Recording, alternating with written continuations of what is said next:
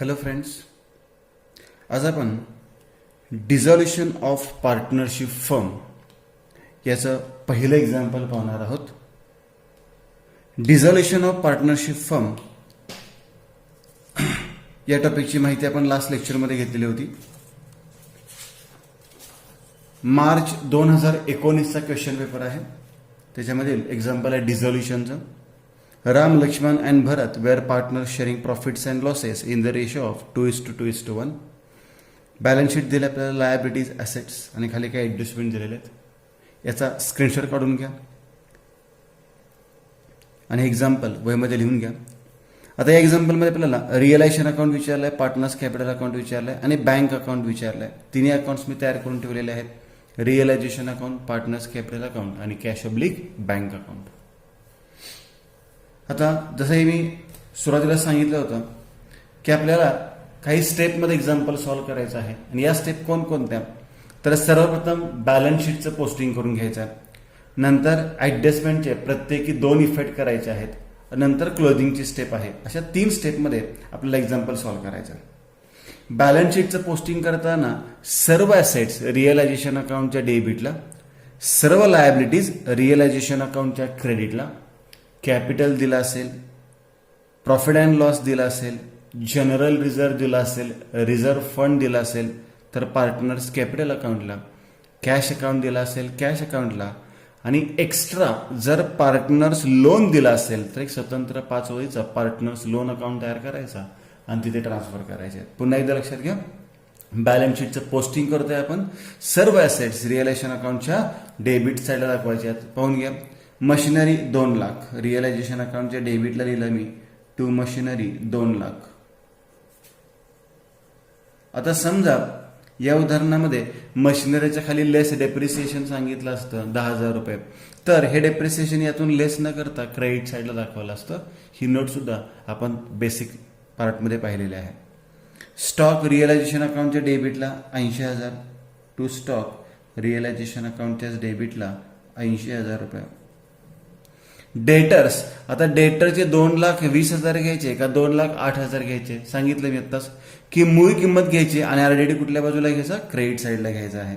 मग to debtors याची पूर्ण किंमत घ्यायची. याच्यामध्ये पूर्ण किंमत किती आहे? 2,20,000 आणि जो ऑलरेडी लेस सांगितलाय तो लेस ऑलरेडी म्हणजे कुठल्या साईडला घ्यायचा? क्रेडिट साईडला बाय ऑलरेडी 12,000. बघा, ऍडमिशन, रिटायरमेंट आणि डिझॉल्युशन हे जे पॉईंट्स आहेत ते थोडेसे डिफरंट आहेत, त्याच्यामध्ये कन्फ्युजन करू नका. मशिनरी दाखवला, स्टॉक दाखवला, डेटर्स दाखवला. डेटरची पूर्ण किंमत डेबिटला, पूर्ण किंमत घ्यायची, आउटरची व्हॅल्यू आपण कुठेही घेत नाही. पूर्ण किंमत डेबिटला आणि ऑलरेडी क्रेडिट साईडला.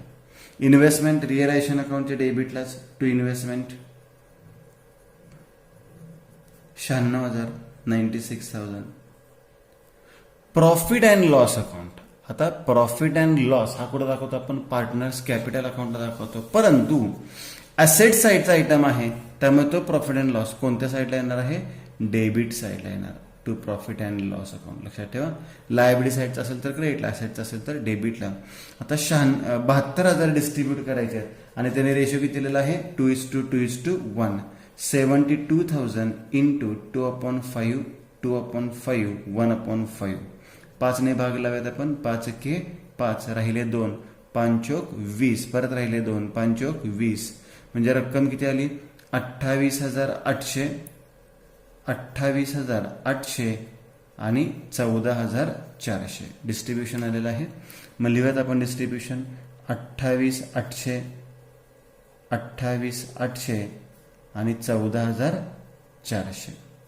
ठीक आहे. आणि बँक बॅलन्स कुठे दाखवणार आपण? बँक अकाउंटच्या डेबिट साईडला टू बॅलन्स ब्रॉट डाऊन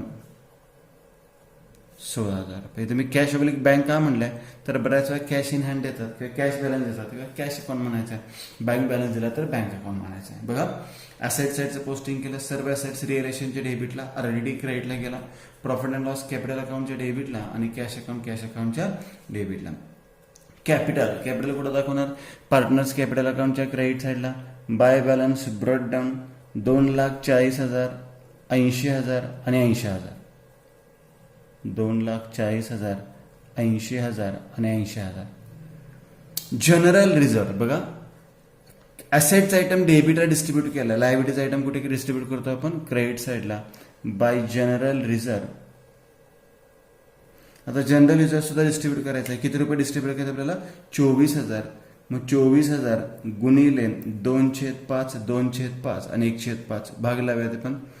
5×20, 4 राहिले, 5×8 = 40, म्हणजे 4/800 गुणाकार केला 9/600, परत 2ने गुणलं 9/600 आणि 1ने गुणलं 4/800, म्हणजे डिस्ट्रीब्युशन कसं आलेलं आहे याचं, 9,600, 9,600 आणि 4,800, 2 मध्ये डिस्ट्रीब्यूट केलं. यानंतर क्रेडिटर्स आणि बिल्स पेएबल दोन्ही लायबिलिटीज आहेत आणि लायबिलिटीज रिअलेशन अकाउंटच्या क्रेडिटला दाखवतो बाय क्रेडिटर्स आणि बाय बिल्स पेएबल रिअलायझेशन अकाउंटच्या क्रेडिटला. बाय क्रेडिटर्स दाखवले 1,92,000 आणि बाय बिल्स पेएबल दाखवले 56,000. या पद्धतीने आपण सर्वप्रथम बॅलन्स शीटचं पोस्टिंग करून घेतलं. मी पुन्हा एकदा रिपीट करतो, फॉर्मॅट पण लक्षात ठेवा. सर्व ॲसेट्स रिअलेशनच्या डेबिटला कॅश आणि profit and loss, profit and loss कॅपिटलच्या डेबिटला, कॅश अकाउंटच्या डेबिटला, कॅपिटल अकाउंटच्या क्रेडिटला, जनरल रिझर्व पार्टनर्समध्ये डिस्ट्रीब्यूट केला, क्रेडिटर्स बिल्स पेएबल रिअलायझेशन अकाउंटच्या क्रेडिटला. बऱ्याच वेळा या मशिनरीची सगळी नावं लिहिण्याच्या ऐवजी टू सन्ड्री ॲसेट्स म्हणतात आणि अंडरलाईन करून या ॲसेटचे नावं लिहू शकतो, किंवा इथे क्रेडिटर्स आणि बिल्स पेएबलला बाय सन्ड्री लायबिलिटीज असं म्हणतात आणि अंडरलाईन करून क्रेडिटर्स आणि बिल्स पेएबल असं सुद्धा लिहू शकतात. आता हे झालं बॅलन्स शीटचं पोस्टिंग. आता यानंतर ॲडजस्टमेंट्स. एकूण 5 ॲडजस्टमेंट मी तुम्हाला सांगितलेले आहेत. त्या कोणकोणत्या आहेत, तर ॲसेट्स सोल्ड त्याची एंट्री काय होते, cash to realisation. Cash to asset म्हणायचं नाहीये, कारण की सगळे ॲसेट रिअलायझेशनला पाठवलेत. ॲसेट सोल्डची एंट्री काय होते, cash account debit to realisation account. Liability पेडची एंट्री काय होते, realisation account debit to cash account. Asset taken over by partner त्याची एंट्री काय होते, partners capital account debit to realisation account. Liability paid by partner किंवा taken over by partner त्याची entry काय होते, realisation account debit to partners capital account. आणि सर्वात शेवटी रिअलायझेशन एक्सपेन्सेस सांगितले असतील तर त्याची एंट्री होते, realisation account debit to cash oblique bank account. पाहूयात तर पहिल्यांदा ॲसेट्स रिअलाइज सांगितलेले आहेत. आता ॲसेट रिअलाइजची एंट्री कशी करणार आहोत आपण, तर ॲसेट्स रिअलाइज काय एंट्री होणार आहे, cash account debit to realisation account. मग कॅश अब्लिक बँक अकाउंटच्या डेबिटला आल्या टू रिअलायझेशन अकाउंट. ॲसेट सोल्डची एंट्री, ॲसेट रिअलाइजची एंट्री. रक्कम नंतर लिहू, कॅश अब्लिक बँक अकाउंटला डेबिट म्हणजे रिअलायझेशन अकाउंटला काय होणार, credit by cash oblique bank account. Underline. Realisation अकाउंटला सगळे डिटेल्स दाखवतो आपण. कोणकोणत्या ॲसेट्स किती किती किमतीला विकलेले आहेत बघा. मशिनरी किती रुपयाला विकलेले रिअलाइज केले, 1,80,000. स्टॉक किती रुपयाला विक्री केलेला आहे, 72,000. इन्व्हेस्टमेंट किती रुपयाला विक्री केलेली आहे, 84,000. आणि डेटर्स किती रुपयाला विक्री केलेले आहेत, 1,80,000. जेवढ्या ॲसेट्स होत्या त्या सर्व ॲसेट्स विक्री केलेल्या आहेत. लक्षात घ्या, कोणती ॲसेट इथे शिल्लक नाही. टोटल करूया आउटरला,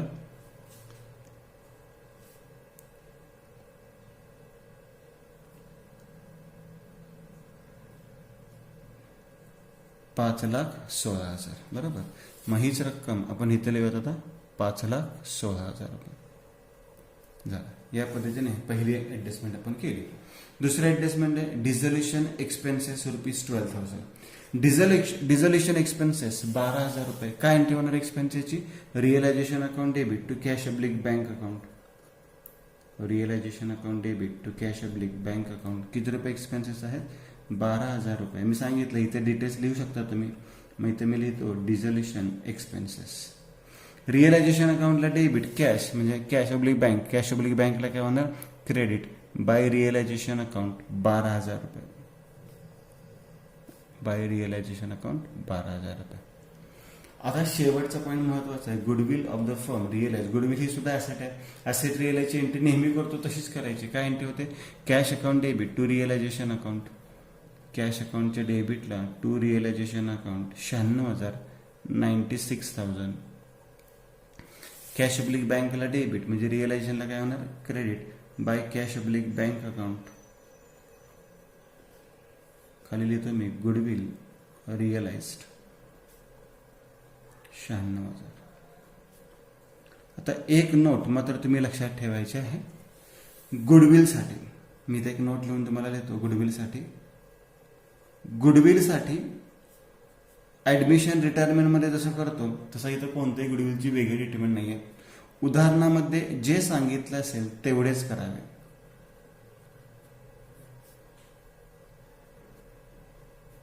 जे सांगितले असेल तेच करावे. ठीक आहे. आता इथे गुडविल रिअलाइज सांगितलंय म्हणून आपण रिअलाइज केलं. गुडविलची ऍडजस्टमेंट नसती दिली, काहीच केलं नसतं, ऍसेटला दिलं असतं, रिअलायझेशन अकाउंटच्या डेबिटला पाठवलं असतं. म्हणजे वेगळी ट्रीटमेंट तुम्ही गुडविलला स्पेसिफिकली कोणतीही द्यायची नाही. झालं. आता एक्झाम्पल तर पूर्णपणे संपलेलं आहे, परंतु अकाउंट्स क्लोज करण्यापूर्वी एक खूप महत्वाची नोट तुम्हाला लक्षात ठेवायची आहे. मी सांगितलेलं आहे इंट्रोडक्शनमध्येच, डिसॉल्युशन म्हणजे काय करतो आपण, पूर्ण व्यवसाय बंद करून टाकतो. पूर्ण व्यवसाय बंद केल्यानंतर व्यवसायाच्या सर्व मालमत्ता या आपण विक्री करतो. सर्व मालमत्ता काय करतो, विक्री करतो. आणि सर्व देणे असतील, कर्ज असतील, लायबिलिटी असतील तर ते सर्व कर्ज आपण परतफेड करतो. ठीक आहे, हा पॉईंट लक्षात ठेवा. समजा त्यातून सुद्धा एखादी मालमत्ता आपण विक्रीस काढली पण कोणीच घेतली नाही, त्यालाच आपण म्हणतो शिल्लक राहिली. एखादी मालमत्ता काय राहिली असेल, शिल्लक राहिली असेल तर ती पार्टनर्स मध्ये वाटून टाकायची. ही नोट तुम्ही स्वतःहून करायची आहे, लक्षात ठेवा. ही ऍडजस्टमेंट जी आहे ही तुम्हाला स्वतःहून करायची आहे. प्रत्येक एक्झाम्पलमध्ये चेक करायचं. मगाशी मी थोडक्यात सांगितलं होतं, लक्षात घ्या. Machinery, stock, debtors, investment. काय काय सोल्ड केले, मशिनरी, स्टॉक, डेटर्स आणि इन्व्हेस्टमेंट. म्हणजे सगळ्या मालमत्ता सोल्ड केलेल्या आहेत, एकही मालमत्ता शिल्लक नाही. समजा इन केस इथे फर्निचर दिलं असतं आणि ते फर्निचर शिल्लक राहिलं असतं तर ते कोणामध्ये डिस्ट्रीब्यूट केलं असतं, आपण पार्टनर्समध्ये डिस्ट्रीब्यूट केलं असतं, लक्षात ठेवा. आणि जर एखादे कर्ज शिल्लक राहिले असेल, त्याच्याबद्दल काहीच सांगितलं नसेल, कर्ज किंवा लायबिलिटी शिल्लक राहिली तर परतफेड करावी. कर्ज वाटून घेता येत नाही, परतफेड करतो आपण, परतफेड करावी. बरोबर. म्हणजेच काय, जर एखादी मालमत्ता शिल्लक राहिली असेल पार्टनर्समध्ये वाटून टाकायची, एखादं कर्ज लायबिलिटी शिल्लक राहिली असेल तर काय करायची, परतफेड करायची.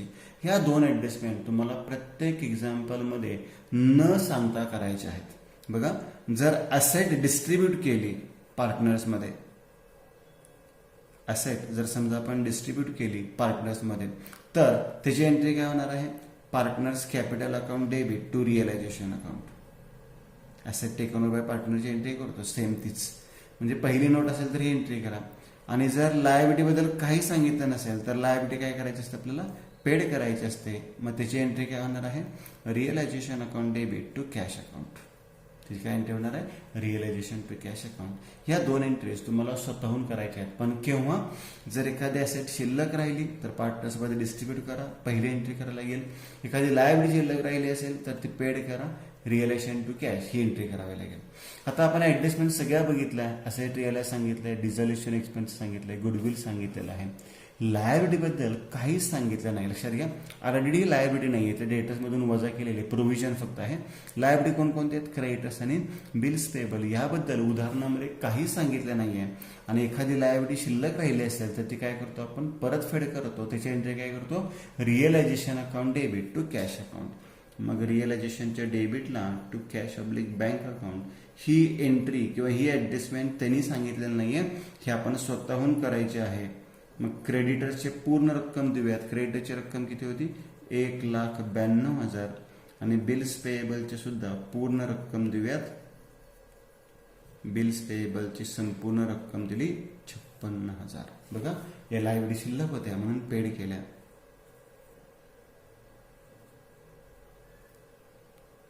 2,48,000. रिअलायझेशन अकाउंटला डेबिट, कॅश म्हणजे कॅश ऑब्लिक बँक अकाउंटला काय होणार, credit by realisation account. By realisation account 2,48,000. ठीक आहे. बघा, एक्झाम्पल आपलं पूर्ण झालेलं आहे इथं. पहिल्यांदा बॅलन्स शीटचं पोस्टिंग, नंतर ॲडजस्टमेंटचे 2 इफेक्ट आणि काही ॲडजस्टमेंट आपण स्वतःहून करायचे आहेत. याप्रमाणे तुमच्या सर्व पोस्टिंग झाले की एकदा चेक करा. ह्या ज्या नोट आहेत ह्या नोट प्रामाणिकपणे व्यवस्थित लिहून ठेवा आणि त्याचा अभ्यास करायचा आहे. चेक करा जरा 1 मिनिट.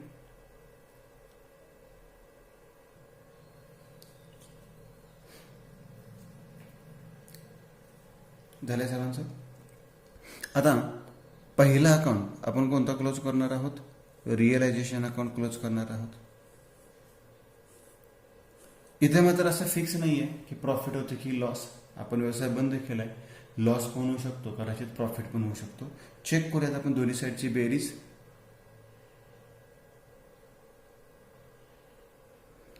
क्रेडिट साईडची बेरीज आहे 8,72,000 आणि डेबिट साईडची बेरीज आहे 8,56,000. म्हणजे क्रेडिट साईडची बेरीज जास्त आहे, ती दोन्ही बाजूला आपण लिहून घेऊयात. 8,72,000 आणि 8,72,000. आता त्यातून 8,56,000 वजा करूयात आपण. 8,72,000 मधून 8,56,000 आपण वजा करायचे आहेत. वजा बाकी येते 16,000 रुपये. डेबिट साईडला फरक आलाय 16,000 रुपये वजा बाकी आले. म्हणजे डेबिट साईडला फरक आला त्याला प्रॉफिट म्हणणार आपण. टू प्रॉफिट ट्रान्सफर म्हणूयात किंवा पार्टनर्स कॅपिटल म्हणूयात. इथे मी पार्टनर्स कॅपिटल अकाउंट असं म्हणतो किंवा तुम्ही to profit transfer to capital account असं म्हणलं तरी चालेल. आता हा प्रॉफिट तिघांमध्ये वाटायचा आहे. राम, लक्ष्मण आणि भरत. याचं डिस्ट्रीब्युशन करूयात आपण. किती रुपये डिस्ट्रीब्यूट करायचे आपल्याला?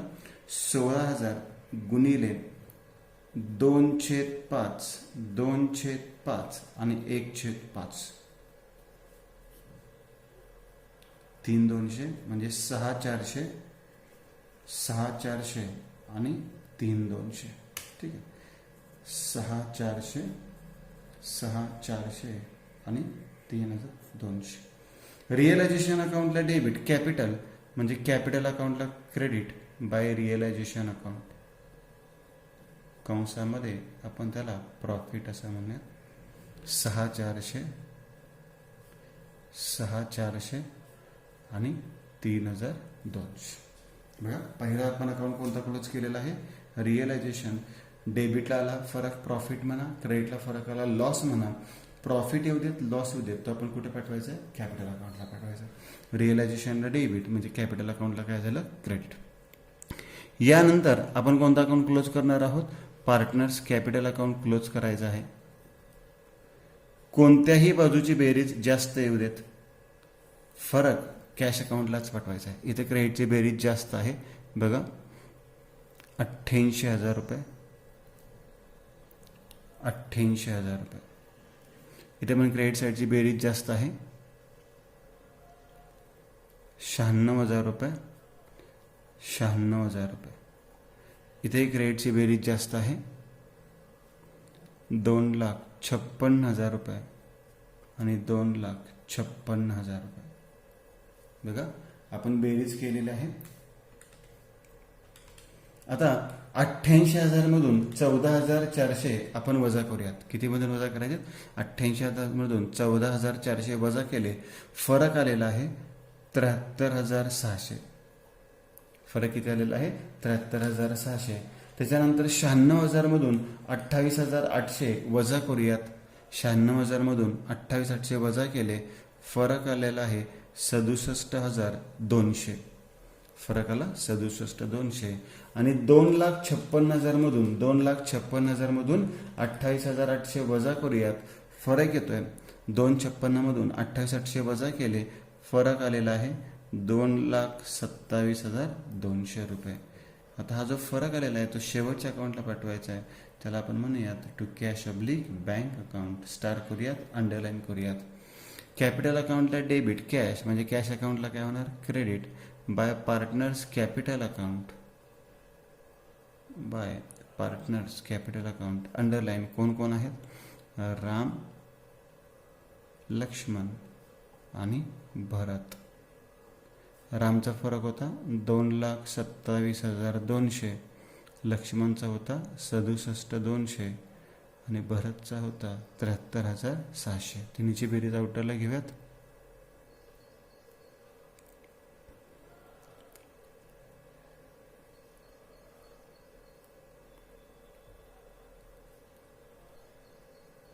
$3,68,000. आणि सर्वात शेवटी आपला कॅश अकाउंट हा काय झाला पाहिजे, टॅलीच झाला पाहिजे. आणि दोन्ही साईडची बेरीज करायची, एका साईडची बेरीज करून दोन्ही बाजूला लिहायची नाही.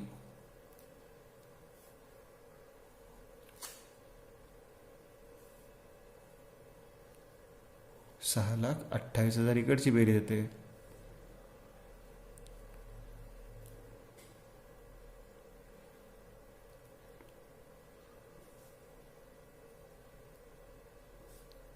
$6,28,000 हे एक्झाम्पल काय झालेलं आहे, टॅली झालेलं आहे. आपल्याला ॲडजस्टमेंट सगळ्या माहिती पाहिजेत, स्टेप्स लक्षात पाहिजेत. आणि जे एक्झाम्पल आपण सॉल्व्ह करणार आहोत ते एक्झाम्पल पूर्ण वाचायचं आहे. मी पुन्हा एकदा शेवटी आणखी एकदा रिवाईज करतो. पहिल्यांदा तुम्ही बॅलन्स शीटचं पोस्टिंग करा. सर्व ॲसेट्स रिअलायझेशनच्या डेबिटला, लायबिलिटीज रिअलायझेशनच्या क्रेडिटला, कॅपिटल असेल, जनरल लेजर असेल, प्रॉफिट अँड लॉस असेल, पार्टनर्समध्ये डिस्ट्रीब्यूट करा. कॅश अकाउंटला पाठवा. हे बॅलन्स शीटचं पोस्टिंग तुम्हाला करता आलं पाहिजे. त्याच्यानंतर आपण ज्या ॲडजस्टमेंट्स करतो त्या ॲडजस्टमेंट एकूण किती आहेत, 5 ॲडजस्टमेंट आहेत. कोणकोणत्या 5 adjustment, asset sold. Asset sold काय एंट्री करतो ॲसेट सोल्डची, cash account debit to realisation account. लक्षात ठेवा, cash to realisation. Asset taken over by partner, asset पार्टनरने टेकन ओव्हर येईल, काय एंट्री करणार त्याची, partners capital account debit to realisation account. बरोबर, या 2 एंट्रीज लक्षात ठेवा.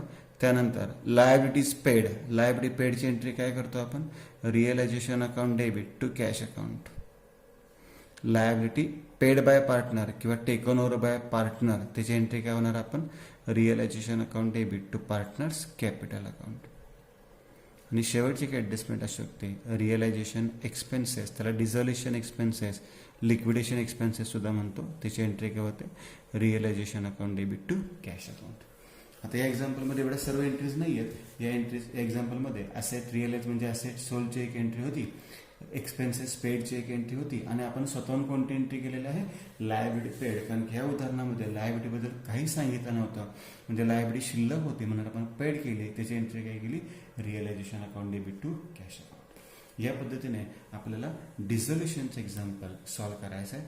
आणि एक महत्त्वाचा पॉईंट पुन्हा एकदा रिपीट करतो आम्ही, डिझोल्युशनच्या एक्झाम्पलमध्ये बॅलन्स शीट तयार होत नाही, कारण की एक्झाम्पल आपलं ह्याच्यामध्ये टॅली होणार आहे. कोणता अकाउंट टॅली होणार आहे, कॅश अकाउंट टॅली होणार आहे. व्यवसाय बंद केला म्हणजे बंद केलेल्या व्यवसायाची बॅलन्स शीट कधीही होत नाही. हे सोल्युशन आणि एक्झाम्पल त्याचा स्क्रीनशॉट तुम्ही काढून ठेवा.